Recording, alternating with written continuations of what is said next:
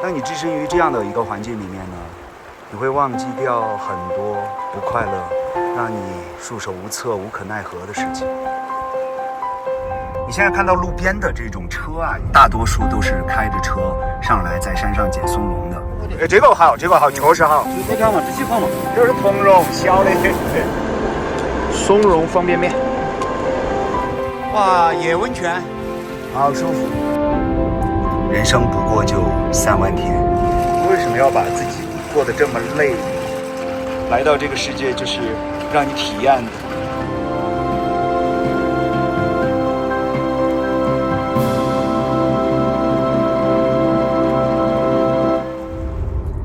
又开始一个人的旅行了，实在不想在这样潮湿闷热的天气下面，在城市里面待着，一个人跑出去找个地方。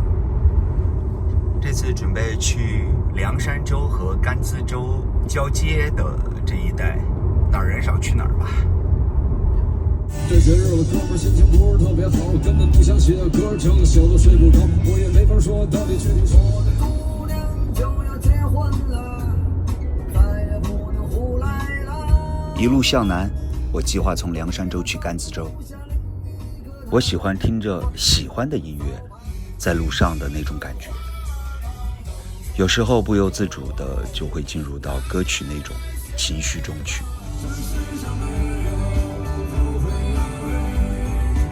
20多年前，我和好朋友开始背包自助旅行。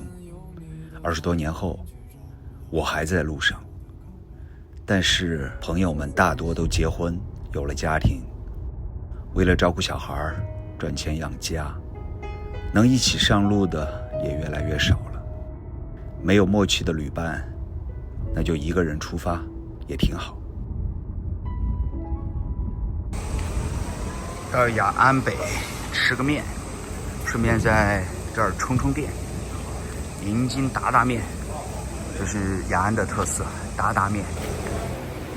我要1碗达达面嘛。好，一次几两的哦？2两。好嘞。要。啊？这就是银筋的达达面，肉还挺多的。现在去缅宁的路上，雅西高速也是中国的超级工程。一会儿我们会盘过2个360度的双螺旋隧道，在大山里面的这条高速的建设难度非常之大。雅西高速平均每公里海拔爬升75米，总落差最高达1500米，一直穿行在四川盆地到横断山脉的过渡带之中，跨越了12条地震断裂带和多个水系，地质结构脆弱，而且灾害频发。全线桥隧比高达55%，包含了270多座桥梁。其中的双螺旋隧道设计，为了解决坡度问题，在短距离内实现爬升450米，避免直接陡坡导致的车辆失控，大大增加了施工复杂性。所以雅西高速每公里造价接近1个亿，绝对是中国的超级工程。跑了一会儿高速，现在到缅宁，我在缅宁下高速，然后充个电。到了缅宁还剩49%的电，所以必须得在这儿充电，还有45分钟充满。计划今天往烂泥巴乡那个方向走，看能走到哪儿，走到哪里算哪里。这儿好像在卖水果，不知道卖的什么水果，过去看一下。这个啥子？花椒。哦，花椒哈，我以为水果。收花椒的，现在花椒成熟了。好啦，继续出发。我喜欢这样的落日余晖，感觉很温柔。从缅宁出发，我继续往九龙县，后半程基本上都是在雅砻江河谷里面穿行。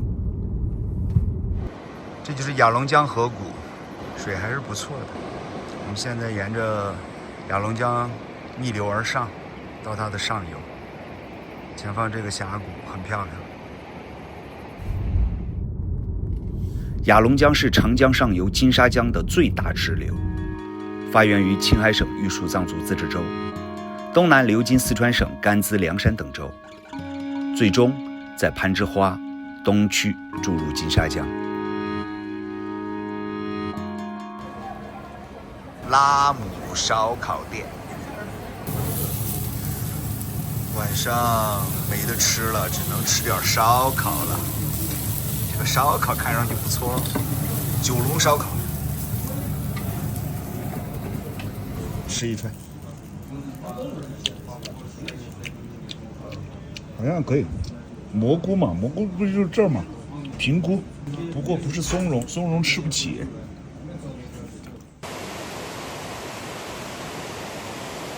昨天晚上在这儿住的，这风景还是可以。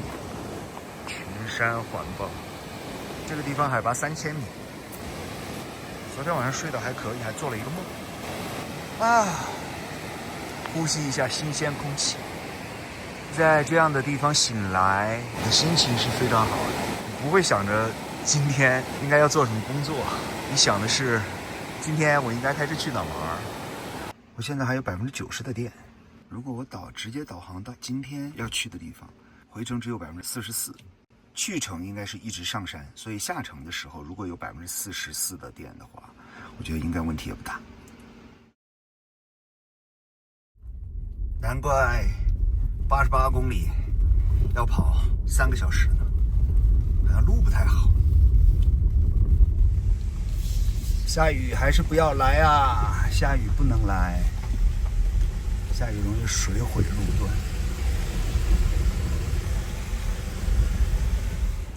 水好清啊，特别清。现在又上好路了，这里海拔3300，植被非常好，全是茂密的森林，好多松萝。松萝对于环境的要求很高。我从来不害怕一个人在山里开车，无论是白天还是夜晚，反而那种无人的宁静会带给我非常好的感受。你会觉得在孤独中享受一个人的自由，那是一件非常快乐的事情。而且前方未知的风景充满了很多的诱惑，你会觉得每一分钟都是一种新的体验和好奇。又翻一座垭口，这里海拔4350，青冈林随着海拔的上升，植被逐渐的降低。你现在看到路边的这种车啊，其实他们不是游客，大多数都是开着车上来在山上捡松茸的。他们会一会儿捡好松茸以后再下山，然后给到那些松茸贩子，然后松茸贩子再转卖到城里面。这些骑摩托车的人现在是正在山上捡松茸，一会儿我们下山的时候应该可以看得见。哎，今年的菌子是不是有点贵哦？今年的菌子，今年的菌子，这几天没下雨，下雨了产量多了，它就降下来了。哦，这几天是产量少，它就有点贵。哦，产量起来了就快下来了。现在这儿比较贵，7到9的那种好钱呢？这种倒是可能100度吧。100多一斤哈。哦100度，好一点就200度、300度。哦。哦，这个好，这个好，这是桐茸不麻烦，你过去就称了的。桐茸怎么卖的？这种小的我们现在不分开啊，不分，都是桐。这买了就选出来自己吃。这种小小的啊，这种呢？一起，这种它是桐的，只有比这个小一点的就我们自己吃。要那么贵啊？130啊？这种。它是桐的吧？它是都是桐货的嘛。啊，这个就好。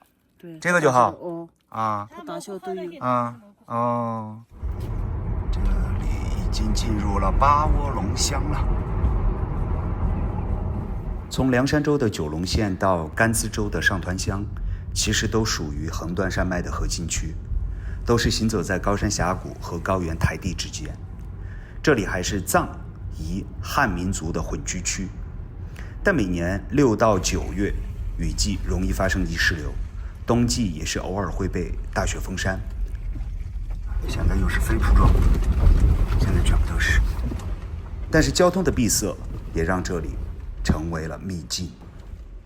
有人说这个路没问题，结果他开的是越野车，我开的是电车。到了。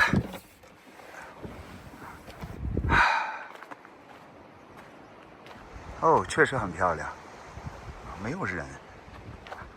看这个水，多么的清澈。有人在这儿露营，还有人在这儿划船。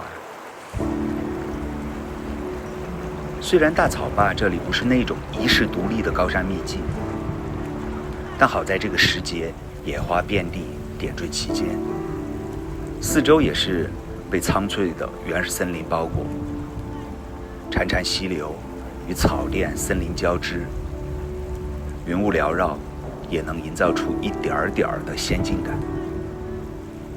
最重要的是，没有人，特别安静，我就喜欢这样的地方。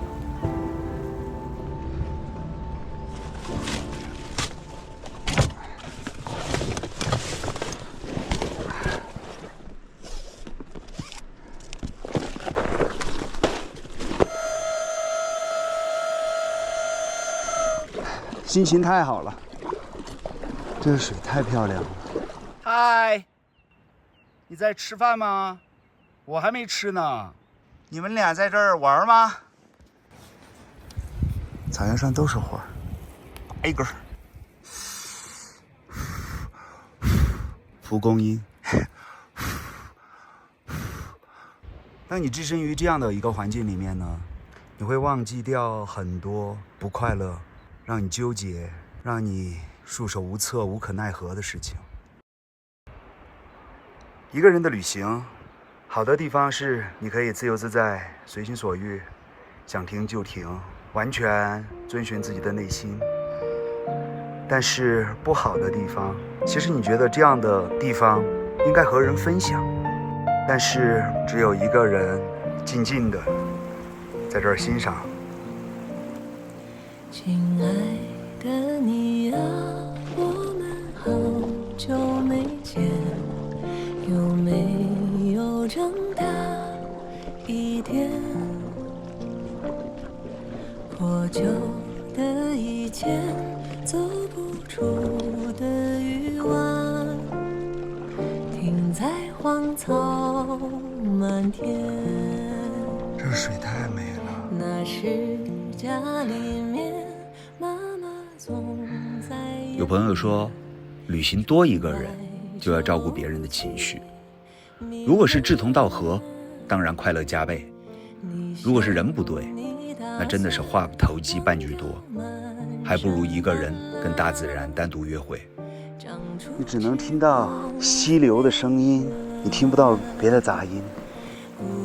每一次一个人的旅行，我都喜欢做成一部短纪录片，只是希望给我自己留下一份记忆，就像是人生的一页日记一样。哇，还有好多黄鸭。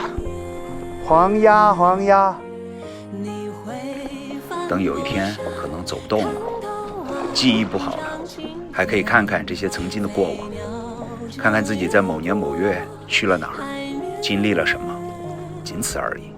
你会迎着风，放着胆，唱着歌，把风景都看遍。